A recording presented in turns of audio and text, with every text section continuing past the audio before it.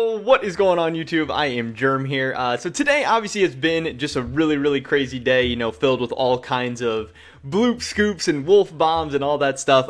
But it's really exciting that free agency is now officially underway. These moves are starting to go. The things that we've been talking about for weeks and months, I'm just kind of remembering back to like, oh, it's only September, like memes and everything.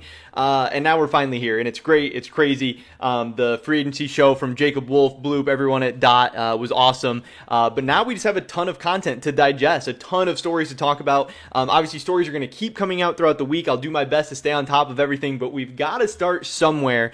And I want to start out by talking about Cloud9 a little bit and their whole Niski situation. Definitely make sure you guys check out the first link in the description below for my Twitch channel, twitch.tv/I_am_germ. Yesterday was a really banger stream. I hope to have more in the future, so drop a follow, maybe a prime, maybe a sub. But with that being said, let's get right into this. So on the free agency show yesterday, one of the big bombs that Bloop dropped, this was really one of the biggest stories of the whole show. Obviously, there was a couple big ones, and like I said, we're going to talk about all of them, but one of the biggest ones was them just kind of talking about how the Cloud9 Niski stuff went down, because obviously we heard that Niski was available. We heard that Niski was potentially interested in Cloud9, that Cloud9 was potentially interested in Niski. So why didn't this thing get done? And it does seem like in the end, at least part of it came down to money. Actually talking about the buyout price that Fnatic was setting for Niski. We don't know exactly what the numbers were, but we do know that Cloud9 obviously sold Niski to Fnatic last year. It's rumored that number was for $300,000 or 300,000 euros. I don't really know. It's so weird getting, connected back and forth between euros and dollars, whatever. 300,000 of some currency. And Cloud9 was really set in stone that like, hey, we gave him to you for 300,000. 300,000 is the most we're paying. And, it seems like at the beginning, Fnatic's buyout was more than 300,000, significantly more than 300,000, maybe 400, maybe 450, maybe 500,000. I don't know. Some number that was significantly above 300,000 and a number that Cloud9 was not comfortable in paying. So Cloud9 was like, yeah, we'd love to have Niski back, but if the price doesn't make sense, whatever, we have to start looking at our other options. And then that obviously led them, to looking at copy, maybe looking at imports, and maybe even looking at Fudge in the mid lane. So that eventually, life goes on. Cloud9's like, whatever, we're too far apart. We're not paying 500,000 for Niski when we just paid him to you for 3. Obviously on the Fnatic side, Fnatic's like, hey, Niski came over, he had a pretty good year in the LEC, we think his stock rose, we think you guys should pay more. Or maybe they just thought, hey, we know you guys have that NA money, we'd like to squeeze a little bit out of you. They were kind of trying to play hardball. And maybe they thought there'd be a bigger market for Niski. I don't really know exactly what they thought or how they were coming up with their valuation. But Cloud9 stood strong, and if that's really what they believe in, then props to them. And, so they started looking at their other options. This obviously got them talking to Summit. They had some deals in place. They got Summit. They're down to roll swap Fudge to the mid lane. And then Fnatic comes back to them, seemingly after all this is worked out. And Fnatic's like, hey, you guys know when we were talking about those numbers before? Well, now we're ready. We're ready to take 350,000 for Niski, which was obviously still not what Cloud9 was looking for. Cloud9 was looking for that 300,000 number. But Fnatic said, hey, we'll give them to you for 350. Do you guys want to do that? And Cloud9 said no.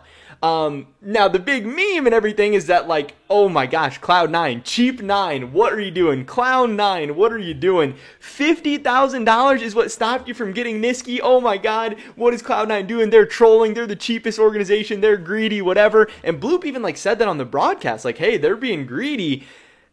But I don't necessarily agree with that. I do not think that's the full story, and there are some tweets, kind of to back that theory up. Niski did actually tweet out, last-minute buyout wasn't everything. The timing of negotiations is also very important, but this offseason was a joke, not going to lie. And obviously what I think that means a little bit is timing in many ways. One, obviously the timing of when Fnatic actually lowered their buyout, because, from what we're hearing, Fnatic started higher and came down and came down and came down and came down. And if Cloud9 already had, Cloud9 can't wait forever. If they're not willing to pay that price, they have to start looking other places. And if Cloud9 already has some other roster moves in place, and maybe they really like Summit. Maybe they think Fudge is going to be a good mid laner. Maybe they think Summit's going to be really good for their team, and maybe, once Summit was working out, they weren't interested in Nisqy anymore. Or maybe, at one point Cloud9 would have paid $350,000, but Fnatic wasn't there, and yeah, timing was really, really weird. There is also some rumors. I think somebody said Dom was saying something like Nisqy got punished for making it to Worlds, kind of hinting at the fact that, like, while Nisqy was at Worlds playing, everyone who wasn't at Worlds and the teams and the players, they all got to like start negotiating contracts. They all got to like start working on deals and all this stuff. And that, in a way, just how the current system is set up and how all the contracts and everything work out, that like players who go to Worlds are in a sense punished. And we've seen the last couple of years players go to Worlds and then they end up not being on teams at all the next year. And it could be for financial reasons. It could be because the schedule is weird. Could be because timing or whatever. But it does seem like Nisqy kind of got screwed over by timing in a couple of ways. And then obviously, Nisqy thought, hey, maybe I can go to Cloud9. I'm going to test the buyout market. And then, Cloud9 ends up getting another deal set up. And then Fnatic, they think they're going to sell off Nisqy. A humanoid, falls into their lap out of nowhere, and then all of a sudden, Nisqy can't come back to Fnatic. He can't go to Cloud9. He really ends up with no team. And yeah, really, really sucks for him. So it's funny to spam Cheap9, and I tweeted out Cheap9, and we were all making fun of it on stream, and everyone saying Cheap9, Cloud9, all this stuff. But I really don't think there's, I don't really think it's just Cloud9 being greedy or Cloud9 being cheap. Maybe that was some of it, but I think they set a realistic price target in their mind. Fnatic wasn't meeting that price target, and then they just kind of went on with their options. I know Jack was actually tweeting some stuff about it, which was pretty funny.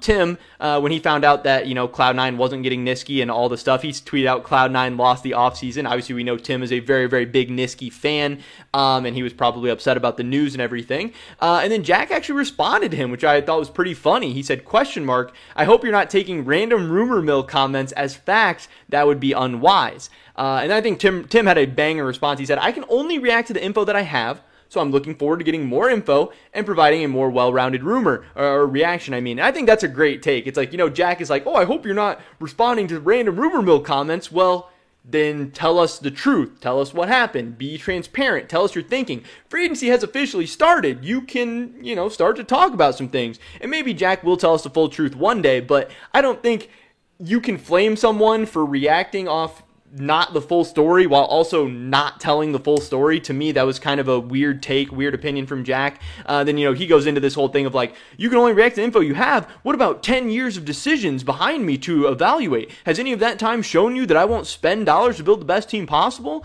And again, kind of a weird response from Jack. I don't really understand that. I don't think that's even necessarily responding to what Tim's saying. Seems like, Jack is a little tilted, a little feeling the pressure, a little bit angry, a little bit upset. And then Tim said, "I get why you're unhappy with my reaction. With more info and time to process, my response might shift. Imperfect inputs lead to imperfect outputs. But I hope you can respect that even with the better info, my conclusions might differ from yours, and the opinions I share must be my own," which I thought was a really, really good response from Tim. But yeah, this whole situation was pretty crazy. But I did think it was really, really cool. Obviously, we heard C9 Nisqy's not happening. Nisqy's probably going to be teamless, whatever. But I thought it was cool that Bloop could actually dive in and give us some of this more behind-the-scenes info, and we could make fun of Cheap9 a little bit, even though, again, I don't think it's the whole truth, but I think it's a funny meme. But that is pretty much it for this video today, guys. Definitely drop a like if you did enjoy it. I would appreciate it so much. Leave a comment down below. What do you guys think about this whole situation? Do you think Cloud9 should have paid more money for Nisqy, or are you happy with the roster Cloud9 ended up with? I'd love to hear your guys' thoughts and opinions. Subscribe to stay up to date on all my latest content. Hopefully catch you guys in the next one. But until then, peace!